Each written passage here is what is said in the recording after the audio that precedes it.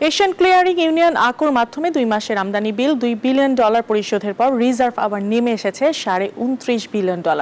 IMF এর সূত্র BPM6 অনুযায়ী যা এখন $24.45 বিলিয়ন। বাংলাদেশ ব্যাংক বলছে রিজার্ভ $30 বিলিয়ন নিচে নামলেও যেভাবে রেমিটেন্স বাড়ছে তাতে আগামী ACU পেমেন্টের আগে আরও শক্ত অবস্থানে থাকবে রিজার্ভ।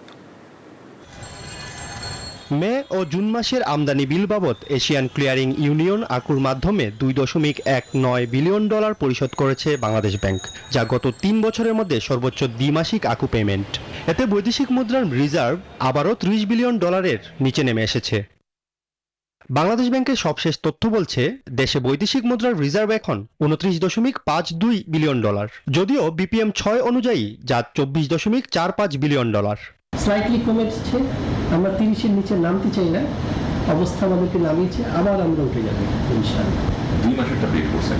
জি, 2 মাস পর পরই ACUর সেটেলমেন্টটা হয়। 2 মাসে কত পেড করছেন, এখন কত সেটা 2.02 একটু পেমেন্ট করে, যেহেতু 31.5 এর মতো ছিল, কমে যাওয়াতে তার 29.5।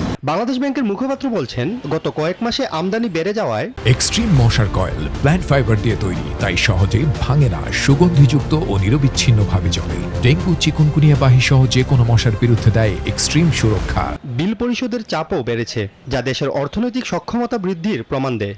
এতেই সবসময় দুশ্চিন্তা করার, মানে ইম্পোর্ট বেশি করতে হচ্ছে, এই জন্য দুশ্চিন্তা হওয়ার কোনো কারণ নেই, কারণ এক্সপোর্ট ইম্পোর্ট মিলেই হচ্ছে আপনার ট্রেড। অর্থাৎ যত বেশি আপনার এরকম ট্রানজিশন হবে তত আপনার আর্থিক সক্ষমতা সৃষ্টি হবে। আপনি কেনেন বা বিক্রি করেন, আমদানি করেন বা রপ্তানি করেন, উভয় ক্ষেত্রে। এর আগে গেল 7 মে $1.88 বিলিয়ন আমদানি বিল পরিশোধ করেছিল কেন্দ্রীয় ব্যাংক। আহাদ চৌধুরী, নিউজ 24, ঢাকা।